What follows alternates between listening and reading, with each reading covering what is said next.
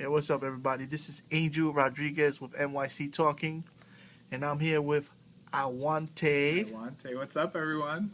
The city of New York, Boricua from the Bronx.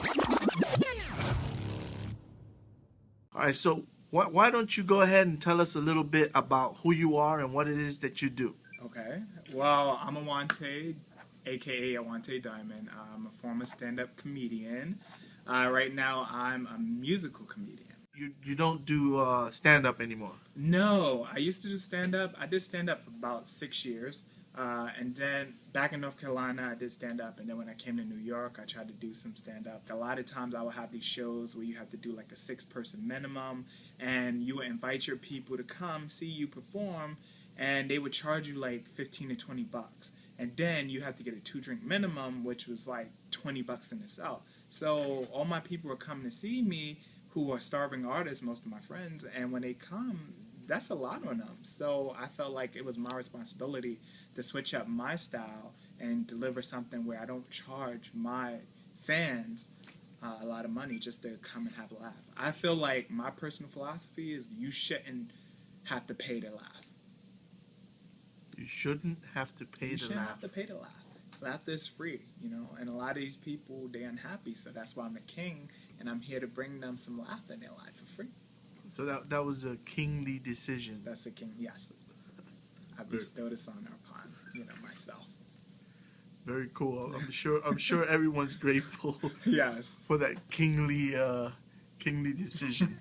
Well, pretty much when I first started and doing comedy, I called myself Iwante Diamond because I was inspired by like Audrey Hepburn and Marilyn Monroe and all, glamorous Hollywood, old glamorous Hollywood. And I just saw how they all would have a diamond and they would just be so happy. So I felt like, wow, I want to be happy. I want a diamond. So that's how the name came, Iwante Diamond. And then from there, I felt like if I'm going into music, I want to be like Cher, I want to be like a one-name person. So that's why I said Iwante. So that way they know. Now, I understand that family is very important to you. Why don't you tell us about your views on family? Yes, family is very important to me. I was raised in a family full of aggressive lesbians, and that just showed me a lot of strength. They taught me, I make a joke of it because, they're lesbians, so they taught me how to be a man, which is crazy. And they instilled in me the importance of just loving yourself, not having anyone tell you can't do something, don't have anyone, put you to the side because of your sexuality, be proud of who you are, and they taught me a lot about courage, so I think that's why I love my family, and they always are supportive. You always need your family, because you can have the highs, but then if you don't have no one there for you, then how can you enjoy it? And my family, I want them to enjoy it with me because they deserve it. They taught me how to be a man. Thank you, lesbians. Love you. And no, I feel like I was a lesbian in my past life, so that's why I feel like I was here, in this body to bring a different perspective on the world. God, let me tell you, I feel God made me gay in the past life and this life because I feel like gay is a blessing. I feel like being gay, you have a different sense of humor, you have a different personality, and God didn't make mistakes because He made gay people cute, and I feel like being gay in that life, this is my mind. I feel like being gay in that life, I learned something, and I feel like being in this life, He wanted me to be a guy, just go around so I can learn, and inspire men, and just show, maybe the straight guys that gay people aren't bad. You have a lot of homophobes who feel like gay people are a certain way because of the media. So women pretty much rule the world. And I feel like that's why I was sent from that life into this body to inspire the men, to let them know that, gay people are great. You're the king, and, yes. You have your comedy, and you have all the entertainment, but there's more to Iwante than just comedy and just the kingdom, right? Yes. You have a message. You have a positive message. You want to talk to us about that? Yeah. Well, definitely. I feel like as a comedian, everyone feels like you should be a clown all the time. That's not me. I have a unique sense of humor. I have a different personality from most. I feel like God made me special. And I feel like, my message and my serious side, I'm a Gemini, so I have my goofy side when it matters. When I'm on stage, I'm entertaining, I'm making you laugh because I want you to come and have a good time, forget about your problems. But then also there's times when I just want to sit down and reflect on life and, be grateful for all the things I have. Even when I'm with my family, like, I'm the quiet one, believe it or not. My family are the goofy ones, and I love that because it gives me a chance to know that, I don't have to always be the crazy one, as anyone. Even when I go out in social circles, like, everyone expects me, because I'm a comedian, tell a joke. Like, I can't just tell jokes Make like me laugh, bitch. Yeah, exactly. Like, I'm a storyteller by nature, and I feel like my serious side shows that you don't always have to be, if you're trying to be a comedian, you don't always have to be the clown. You can influence, through a serious side too. If that makes sense. Very cool. I know you worked with King Sage. Did. You're doing a collaboration. King Sage is also big on that. Why don't you tell us about that experience? That was a whole different type of project for you, as I understand. That was the most challenging and amazing experience that I've had. It was like educational. It was inspiring. No pun intended. It was different for me because, working with my producers, Kia Siobhan and D Nice, shout out to you guys. We have a certain style of how we go in, and we just go in and we do it a certain way. So going to work with King Sage, I thought was going to be that same process, but it's good to see how every engineer and every producer works differently. So going in there, I was like, okay, I was a little nervous because, he's such a big deal.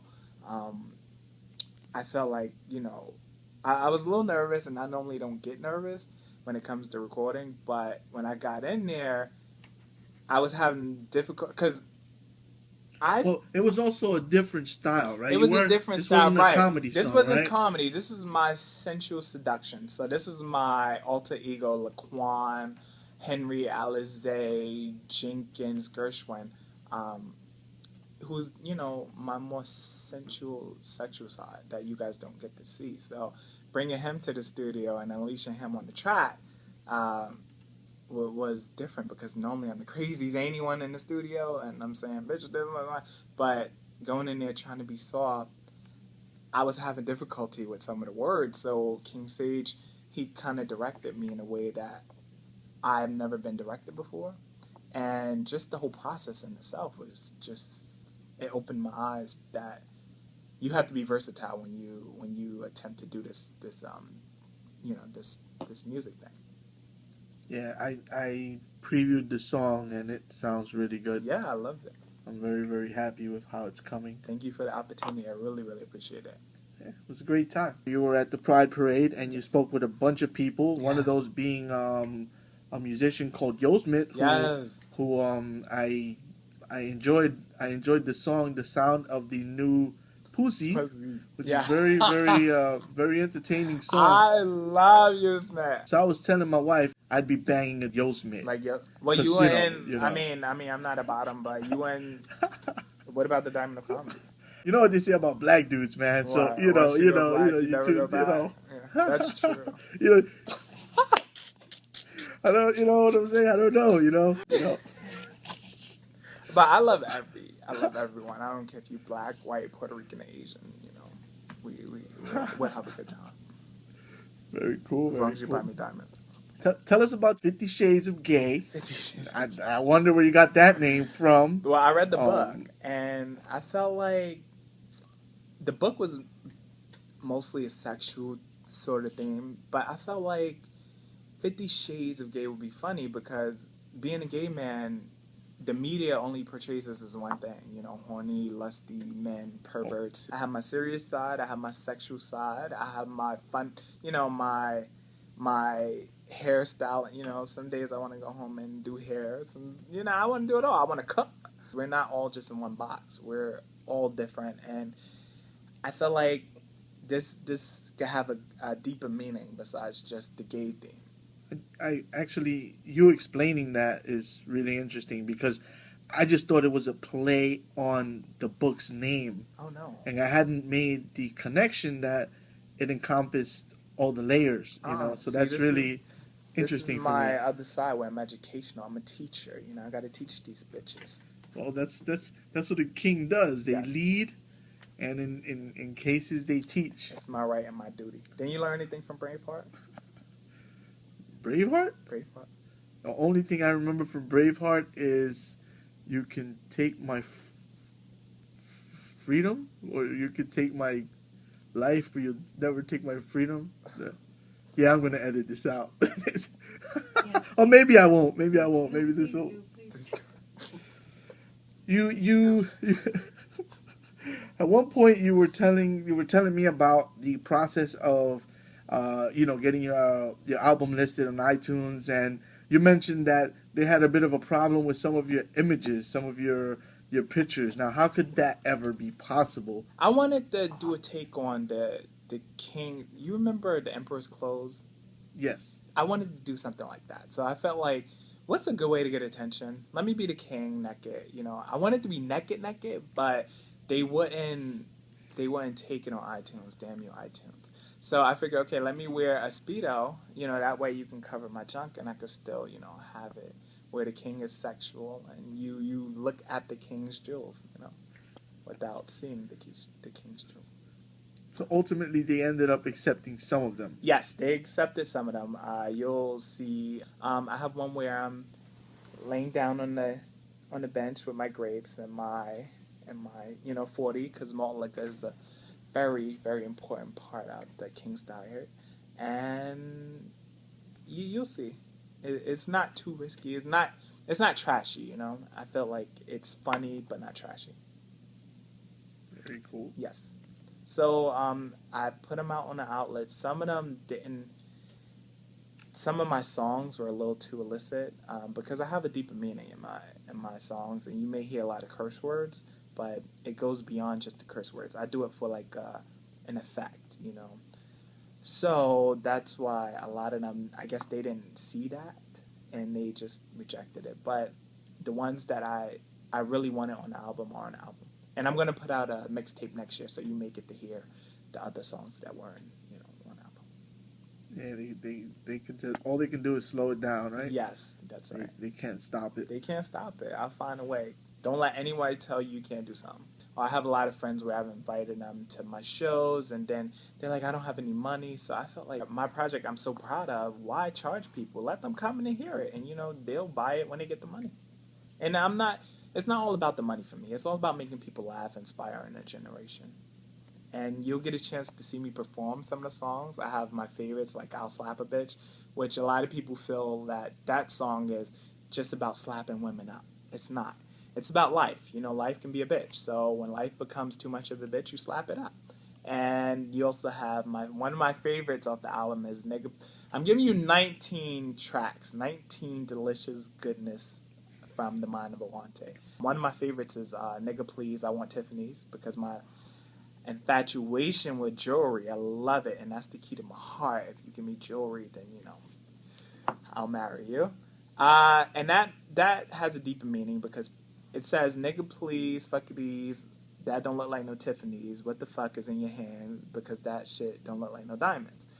Pretty much, that's how, when you're in a relationship, and you're with somebody, I'm the prize. I feel like I'm the prize. So I feel like I don't want no cheap-ass jewelry. I want the best. Like, I feel like I'm the best. I want the best jewelry. I want the top-of-the-line stuff. I want Cartier. I don't want some mom-and-pop jewelry, store that you get for $5 and bring it to me thinking you're going to get in my back. No, that's not happening.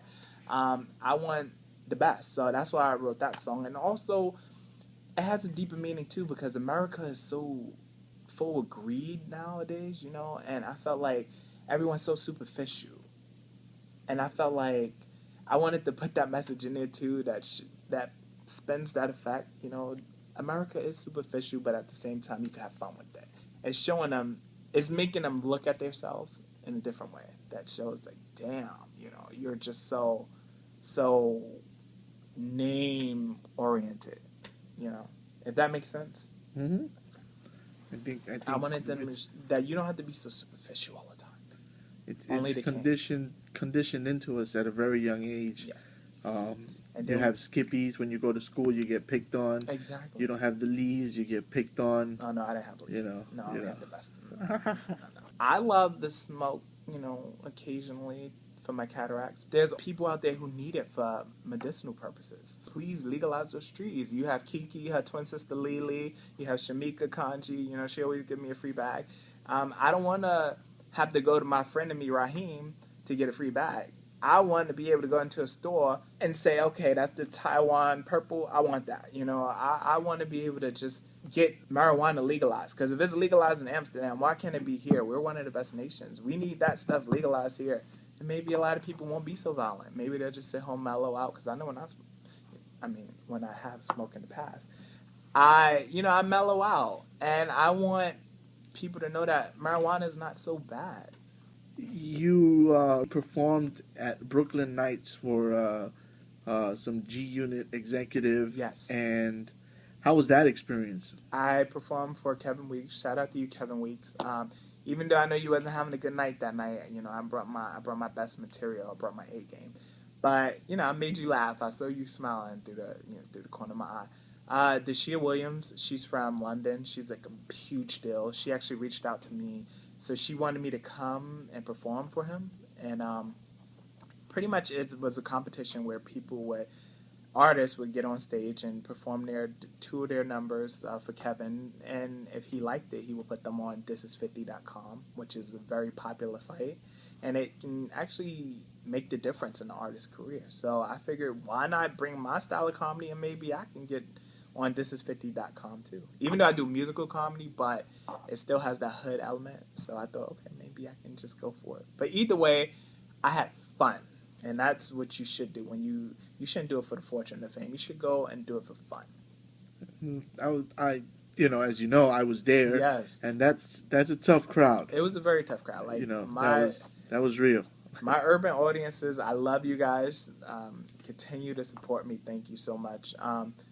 But you have to cater. You have to know your audience. So if you go up there and you do something that's not so, urbanized, then they're not going to react good. But you have to know your audiences, and that's the most important part important lesson I could tell any new comedian. Don't go out there and think you're going to do like country songs for someone from the ghetto. That's not going to fly. They're not going to be too happy.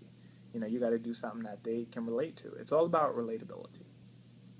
And so, I did I'll Slap a Bitch because I'll Slap a Bitch is funny when you hear it. I wanted to make them laugh. And then, legalize those trees because where else can you get your trees but in the hood? I figured teach Jim, but she's on a diet right now. That's that Jim Beam right there. Go teach her last down. Stand-up comedy's kind of on hold. The show's on hold. Yes. Yeah. And I'm not saying I'm not going to go back to stand-up. I might go back to it, but right now I just don't have a passion for it. Like, I have a passion for musical comedy. And that's the beauty about being a Gemini. You get bored easily. So I love to find my niche. And I found it in musical comedy. Like, stand-up, I was just mediocre. But with musical comedy, I felt like I can touch the world on a different scale and deliver a different message with my sense of humor, with different meanings, and I can educate them, entertain them at the same time. There's a lot of LGBT kids out there, a lot of black, gay, lesbian, transgender kids, bisexual kids who feel that they don't have a place in this world, and they feel so alienated, even in school with bullying. I didn't really have a big fair share of bullying because my pops taught me to pull up my dukes, and I'm not saying go out there and fight, but this world is becoming so violent. I just wanted to do something where I can show these kids to love yourself, have a laugh, and you can overcome anything. Just keep focused, just do what you have to do. Don't worry about those people out there making you feel bad because in the end you'll have the last laugh. Self-love, not only for the black individuals out there, but for all races, because the media only, shows us gay guys as Ken dolls with the blue eyes and the blonde hair, and they make that as the image of beauty. I wanted to show that if I'm black, I could be beautiful. If I'm Latino, I could be beautiful. If I'm Asian, I could be beautiful, and I could laugh. And also, I wanted to show you don't have to take yourself so serious all the time. You know, it's okay to laugh. Even if everyone doesn't think the same, and you don't have to be normal.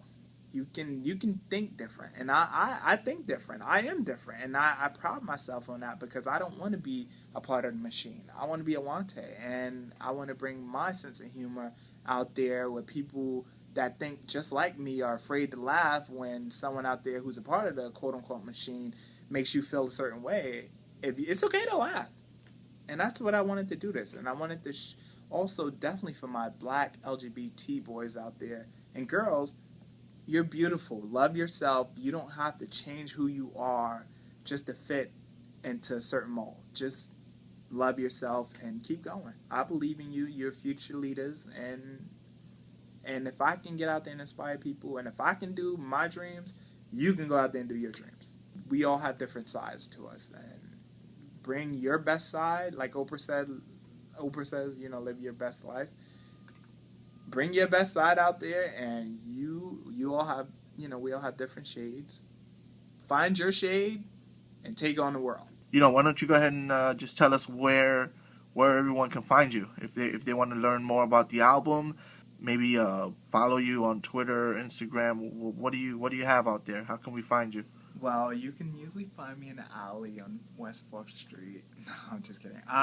You can find me on Twitter, Iwante, Iwante, Diamond, Diamond. I'm the Diamond of Comedy, which you can find me on Instagram. And you can find all my pictures of me and my apple in my eye, Rotisha. And she grows when you buy my album, so please buy my album. All musical outlets. It's digital download, because, you know, you guys don't buy CDs no more, so everything is online. iTunes, Amazon, all the outlets out there. It's 19 tracks of delicious goodness. You know how, like, Lauryn Hill is my idol, and I do not skip one track on that Miseducation of Lauryn Hill. So 50 Shades of Gay from Iwante, you are going to love every single one, so please check it out. And you tell your friends, because that's the best way we could spread the word. I want you guys to be my Diamond Knights, and you guys, you deserve greatness, and that's what I'm going to bring you. I'm the king of underground comedy, and we're going to take over this world, so you aren't going to get rid of me. I'm here to stay, so just look out for me. We're going straight to the top. Me and Rotisha here. You know, please support, and she grows when you buy my album. So please, buy my album. The city of New York, Boricua from the Bronx. We are NYC Talking, the realest lifestyle blog ever. Please like NYC Talking on Facebook. Please follow Angel R Talk on Twitter and Instagram. www.nyctalking.com. Thanks for listening.